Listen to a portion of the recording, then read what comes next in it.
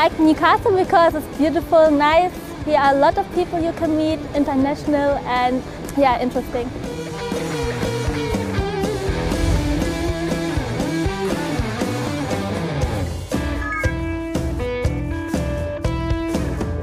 When I came, I feel good and I had a good welcome.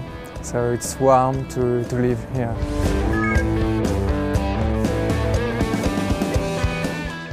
Here just English. I choose this city because there is no people who speak Russian, and that's good.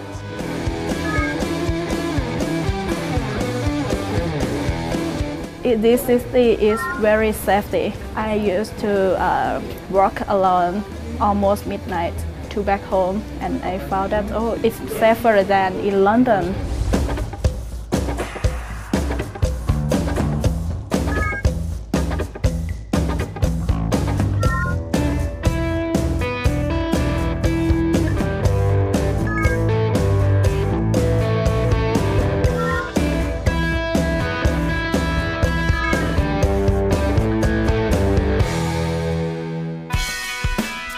Well, welcome to International House. We're an English language school. We also teach other languages as well. We're in the heart of Newcastle upon Tyne. The school itself, for me, is a major project, and I've spent a lot of time trying to develop a school in Newcastle upon Tyne and grow the school to the size it is now. It seems to me it's a wonderful city for international students. I'm not sure about pronunciation. That's okay. Elias? Yeah. Yes, he is Elias. And where does he come from? Kazakhstan. Yes, because do you remember, first lesson, I had no idea where Elias came from, and you didn't know. We didn't know where Kazakhstan was. Kazakhstan is in Central Asia. We have a real mix of nationalities. Quite a lot from Asia, quite a lot of Saudi students. In the summer we get an awful lot more European students. Some students are here short term, maybe 2 or 3 weeks, but then other students are here for maybe a year or so. And it's quite amazing how quickly the students adapt to life here and adapt to the other students in the class. Because we have a rolling programme, it means that every week we get new students coming to the school. So although I'm teaching the same class for 20 hours and I get to know them really well, there's always still a bit of a change of dynamics as new people come in and very, very quickly then kind of adapt into the classroom, and then obviously people leave. Well, you speak lots of languages, don't you? I remember. 5 languages? Yes. Can you tell the class again? Russian, Kazakh language, Turkish language, English, and a little bit Chinese. That's amazing. Can't talk easy. We try to cater for individual students as much as possible, so we kind of break the courses down like Lego blocks in a sense. So some students come for just morning classes, some come for afternoon, some do morning and afternoon. They can do general English, academic English or business English, or prepare for Cambridge exams. Why do you want to study in Nancy? Why? Because I already gained working experience, and I would like to be a top get promoted to be a top organized management. And we also have an hour of PSP, which is Personal Study Programme, and that's an extra hour each day where students can focus on a particular aspect of what they want to learn or practice. Could be grammar, could be exam preparation, speaking, it depends on them. Actually, my worst skill in English is speaking and listening.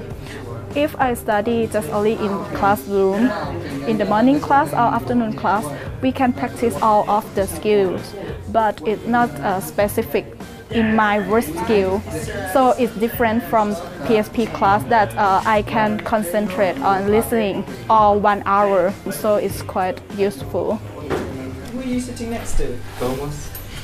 Thomas, did you get the job in the restaurant? No, it's a joke. I'm looking for an internship for this summer. And, in the UK? Yeah.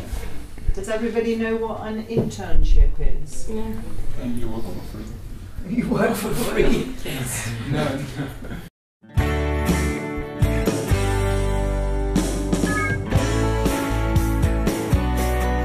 Internship is some kind of work placement. I get to know the work that is done here.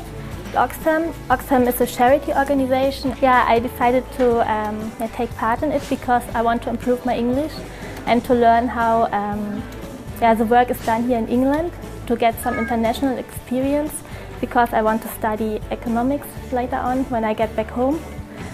And I think it's a good opportunity to do that. Yeah. I'm going out tonight with the friends. We are going to the pubs or somewhere else to see the old buildings or monuments of Newcastle.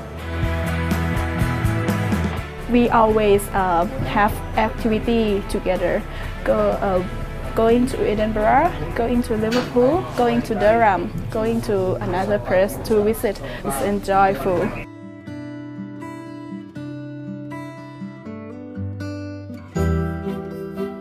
You were in the north of England, close to Scotland, and close to some wonderful places for students to go on excursions, to York, to Durham, to Edinburgh, and so on.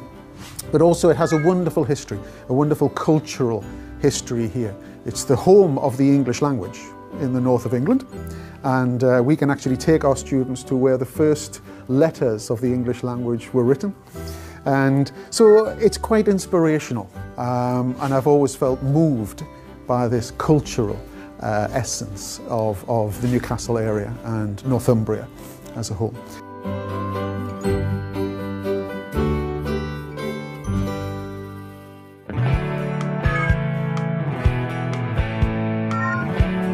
Hello. Hello. This is my classmate. Hello. My name is Las. I'm from Kazakhstan. I'm Barbara. Nice to meet you. Hello. I think for a lot of students they really gain a lot from being in a homestay because they are interacting more with an English family. So they're seeing how English people live, they're having more natural conversations over breakfast, over dinner. They build a relationship up. So I think it's really nice to see people living, you know, in a natural environment.